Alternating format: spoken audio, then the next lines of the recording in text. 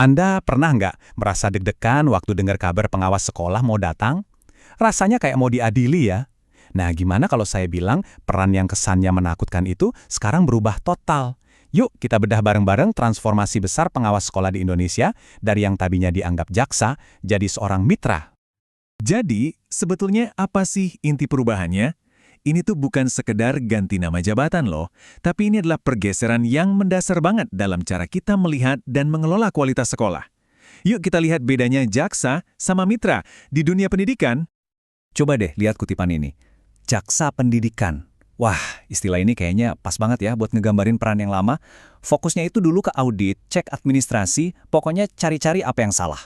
Suasananya jadi kaku, bahkan bikin tegang. Hubungannya jadi transaksional, bukan transformasional. Nah, perubahannya kontras banget. Dari kata pengawas yang kesannya ngeliatin dari atas, sekarang kita beralih ke pendamping. Konsepnya itu jalan bareng, jadi teman diskusi, dan sama-sama cari solusi buat berkembang. Jadi, ini bukan lagi soal inspeksi, tapi soal gimana caranya saling memberi inspirasi. Oke, tapi kenapa sih harus berubah? Apa dasarnya? Ini bukan sekedar ganti istilah teman-teman. Di baliknya, ada perubahan filosofi yang dalam banget. Fokusnya itu geser. Dari yang tadinya cuma centang-centang daftar kepatuhan, sekarang jadi membangun budaya kolaborasi yang sebenarnya.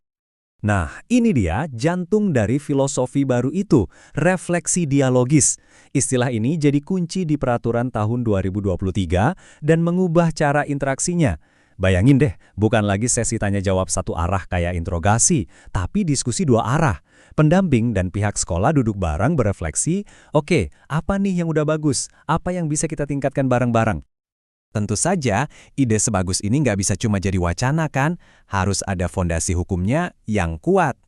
Nah, apa saja sih aturan main yang bikin transformasi ini beneran jadi nyata? Mari kita lihat peta regulasinya. Ini dia peta jalannya teman-teman. Semua berawal di 2023, waktu konsep baru ini diperkenalkan. Terus, momen krusialnya terjadi di akhir 2024.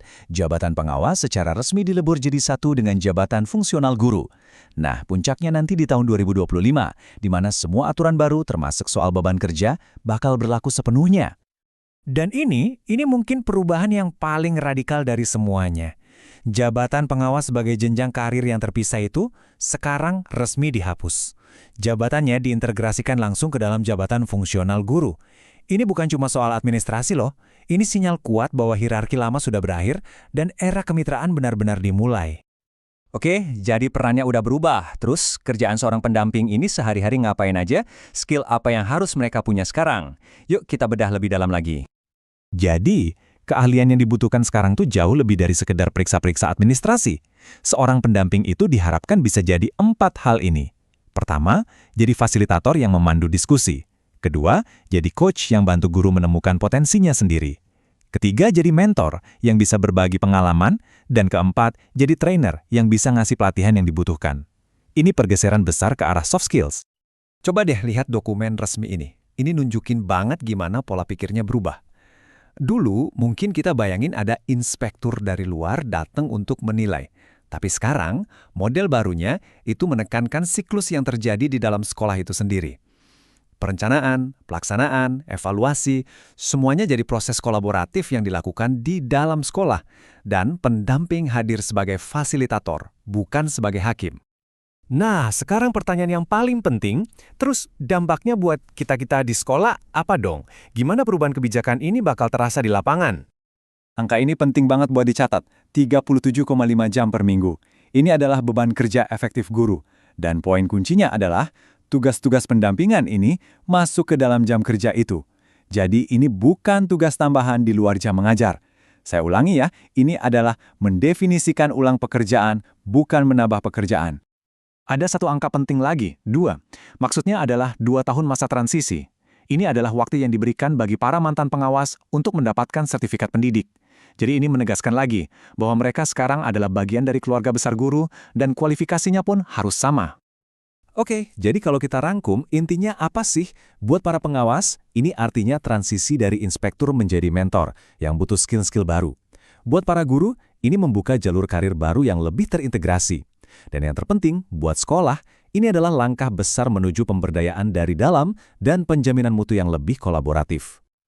Nah, sebagai penutup, yuk kita coba melihat sedikit ke depan dan merenungkan satu pertanyaan besar yang muncul dari semua perubahan ini. Jadi kan kita lihat sekarang, penjaminan mutu itu tanggung jawabnya digeser ke dalam sekolah, menjadi sebuah proses internal yang kolaboratif. Nah, pertanyaan besarnya adalah, kalau begitu, bagaimana nasib mekanisme penjaminan mutu eksternal yang sudah ada?